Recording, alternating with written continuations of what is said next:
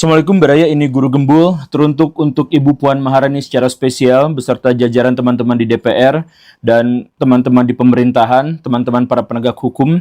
Kita sekarang melihat dan mengetahui dengan jelas dan pasti bahwa rakyat bisa beringas. Sasaran kemarahan rakyat sekarang bukan lagi pada pihak-pihak lain, tetapi pada pejabat-pejabat publik. Dulu Indonesia mengalami chaos semacam ini, kekerasan semacam ini. Siapa yang diserang? Siapa yang dikambing hitamkan? Cina yang katanya antek-antek kapitalis, orang-orang yang katanya antek-antek asing, kemudian kelompok dari suku-suku tertentu, kelompok dari agama-agama tertentu, itu yang diserang. Tetapi sekarang tidak, fenomenanya terbalik.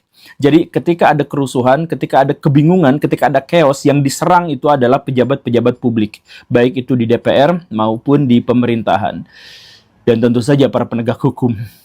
Nah, kalau misalkan terjadi ironi dan anomali seperti ini, apa yang jadi masalahnya? Di satu sisi kita kaya raya, tetapi rakyatnya miskin. Satu-satunya penjelasan adalah karena tata kelola negara diserahkan kepada orang-orang yang tidak becus. Siapa? Pejabat-pejabat itu. Negara Indonesia kaya raya, tetapi rakyatnya hidup dalam kemiskinan. Penyebabnya adalah tata kelola negara yang buruk yang dilakukan oleh para pejabat. Tapi di Indonesia, pejabat-pejabat itulah yang gajinya paling gede.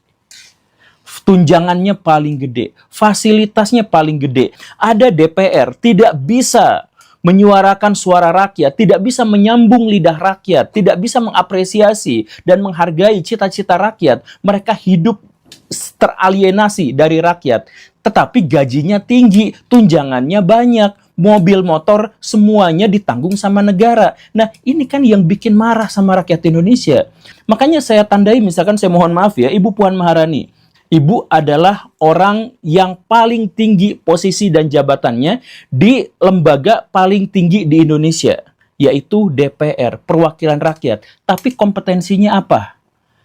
Ngomong aja itu sulit terbata-bata. Jangankan ngomong, jangankan retorika, jangankan menyampaikan komunikasi yang baik dengan rakyat, jangankan menyambung lidah rakyat. Berpura-pura untuk merakyat saja gagal. Berpura-pura jadi petani saja gagal.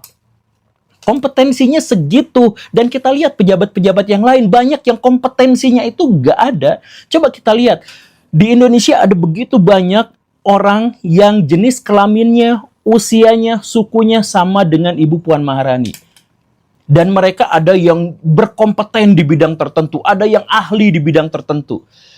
Tapi kenapa yang dipilih adalah Ibu Puan Maharani? Karena apa? Gak ada alasan apapun selain gara-gara privilege. Gara-gara ibu adalah anak dari presiden yang juga adalah anak dari presiden. Gak lebih dari itu.